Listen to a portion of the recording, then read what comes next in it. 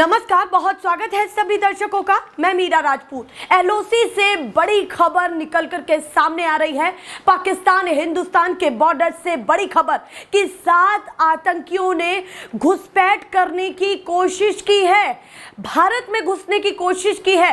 फिर से पाकिस्तान बड़ी साजिश की तैयारी कर रहा है और उन 7 आतंकियों ने जैसे ही घुसपैठ की कोशिश की वैसे ही बीएसएफ के जवानों ने 7 आतंकियों को ढेर कर दिया है। ये सबसे बड़ी खबर अब तक की है।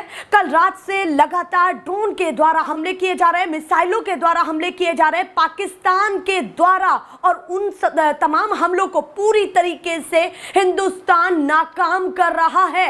S-400 ने इस समय पाकिस्तान के होश उड़ाए हुए हैं। S-400 ने, हमारे S-400 ने, और साथ ही साथ जिस तरीके से जवान वहां पर डटे हुए हैं, आप सोचिए कि आप पिछले 2 दिन से सुकून की नींद में सो रहे हैं। आप ये पूरी तरीके से सुनिश्चित करके सो रहे हैं कि जवान तैनात है और ये भारतीय सेना है। इतना विश्वास आप सभी को है, पर आप सोचिए कि उस सेना को इस समय कितने हालात संभालने मुश्किल हो रहे हैं।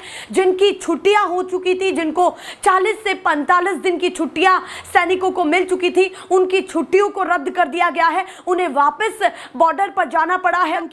ये वो 7 आतंकी हैं जो जैश की पनाह में हैं, जैश के आतंकी बताए जा रहे हैं। और साथ ही साथ आप ये भी सोचिए कि जहां पर लगातार उनके इतने सारे टेररिस्ट मारे गए हैं, 100 से ज्यादा टेररिस्ट पहले ऑपरेशन सिंदूर में मारे गए, उसके बाद भी बाज नहीं आ रहा है, फिर भी घुसने की कोशिश कर रहा है। या तो भारतीय सेना या फिर भारतीय नागरिकों को नुकसान पहुंचाने की कोशिश कर रहा है कि भारत में घुसे और निशाना बनाए, पर वो सारी कोशिशें नाकाम हो चुकी हैं। बीएसएफ के जवानों के द्वारा उनको पकड़ा जा चुका है। साथ ही साथ और भी आपको खबरें बताऊं तो इसमें यह भी महत्वपूर्ण हो जाता है कि पूरा देश एकजुट तो है ही, उसके साथ साथ पाकिस्तान के लिए यह भी मुश्किल है कि उनके अपने ही देश के नागरिक उनसे खुश नहीं हैं।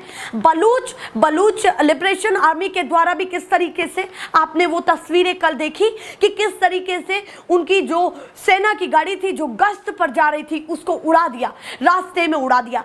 तो बलूच भी खुश नहीं है। बलूच चाहता है कि पूरी तरीके से जो इंडिकेशन या फिर जो इशारे इनडायरेक्टली निकल करके सामने आ रहे हैं, वो भी चाहता है कि वो पाकिस्तान से अलग हो जाए इसी स्थिति के बीच में। तो कहीं ना कहीं वो भी हमला कर रहा है, जो मौका मिल रहा है वो पाकिस्तान की आर्मी पर हमला कर रहा है। उसके साथ साथ खैर पख्तूनख्वा, जैसे मैंने आपको पहले भी बताया कि बलूच के साथ साथ और भी ऐसे हिस्से हैं पाकिस्तान के जो नाखुश हैं और वो भी पाकिस्तान आर्मी को सपोर्ट नहीं कर रहे हैं। पाकिस्तान चारों तरफ से इस समय घिर चुका है। अपने लोग उनको पसंद नहीं कर रहे हैं, वो पाकिस्तान से अलग होना चाहते हैं। उसके साथ साथ पाकिस्तान के जो फाइटर जेट हैं उनको भी गिरा दिया है, नाकाम कर दिया है, उनको भी पूरी तरीके से निस्तेनाबूद कर दिया है। जो भारत में आने की कोशिश कर रहे थे हवा में ही उड़ा दिया गया है। हालात इस समय एलओसी पर ऐसे बन चुके हैं कि कहीं ना कहीं पाकिस्तान पूरी तरीके से चाहता है कि कुछ बड़ा हो, और भारत ये पूरी तरीके से कोशिश कर रहा है कि भारत की सीमा तक और भारत के नागरिकों तक कोई खतरा ना पहुंचे। सेना पूरी तरीके से स्थिति को संभाल रही है। उसके साथ साथ जल प्रहार किया गया है। मैं अब तक की सारी बड़ी खबरें बता रही हूं जो सुबह से निकल करके सामने आ रही हैं। रात भर लगातार उनकी तमाम कोशिशों को नाकाम किया गया है, पर सुबह जो निकल करके चीजें सामने आई हैं कि घुसपैठ की कोशिश कर रहे हैं, अब भी आतंकी नहीं मान रहे हैं, अब भी वो कुछ करना चाहते हैं। देश के नागरिकों को या तो टारगेट बना रहे हैं और या फिर सैन्य बलों को बना रहे हैं, सैन्य ठिकानों को बनाने की कोशिश कर रहे हैं। पर बीएसएफ के जवानों ने तमाम स्थिति को संभाल लिया है।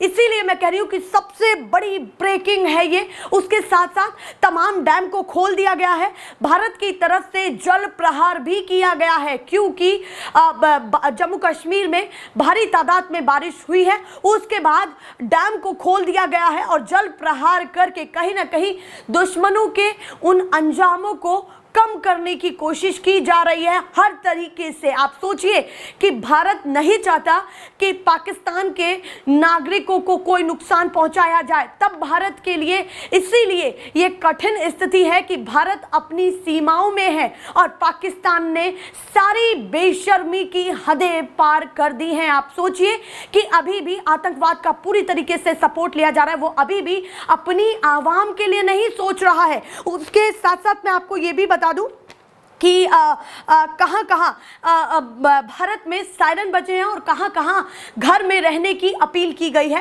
पंजाब के चंडीगढ़ में पूरी तरीके से स्कूलों को बंद कर दिया गया है, सायरन बज रहे हैं, घर में रहने की अपील की गई है। हरियाणा के भी कुछ हिस्से हैं, हरियाणा के पंचकुला में अभी ये खबर निकल करके सामने आई है जिस समय मैं आपको बता रही हूँ, हरियाणा के पंचकुला में भी सायरन बजा है।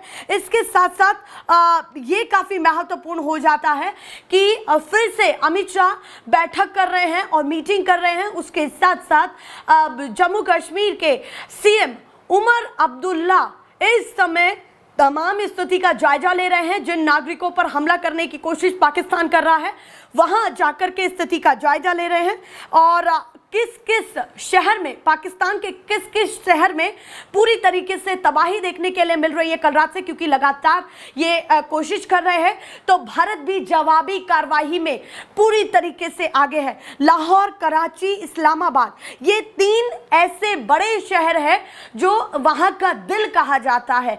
आप सोचिए कि वहां पर हालात इस समय ऐसे बने हुए हैं कि स्थानीय लोग घरों को भी छोड़ करके जा रहे हैं। ऐसी खबरें निकल करके सामने आ रही हैं और घरों से बाहर निकल करके खड़े हो रहे हैं जब वो सायरन बज रहे हैं। इसके साथ साथ मैं आपको ये भी बता दूं कि एनएस से अजीत डोभाल जी से फिर से मिलने की बात प्रधानमंत्री से की जा रही है, यानी कि कुछ बड़ा हो सकता है क्योंकि पाकिस्तान पीछे नहीं हट रहा है।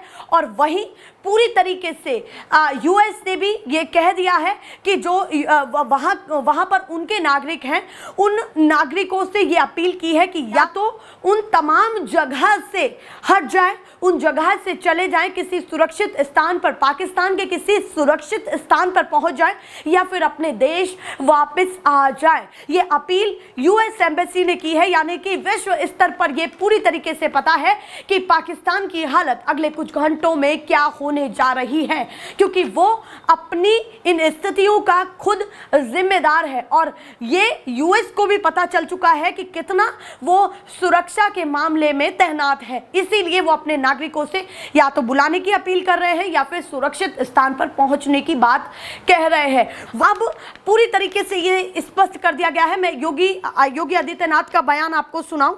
यूपी के मुख्यमंत्री क्या कह रहे हैं, उनके बयान से आप ये स्पष्ट कर लेंगे कि अब आगे क्या होने जा रहा है। योगी आदित्यनाथ कह रहे हैं कि पाकिस्तान अब अपने वजूद के लिए संघर्ष करेगा, अपना वजूद के लिए भी, अपने वजूद को खोजने के लिए भी संघर्ष करेगा। तो आप सोचिए कि जब भारत के बड़े सूबे के मुख्यमंत्री ये कह रहे हैं तो क्या होने जा रहा है।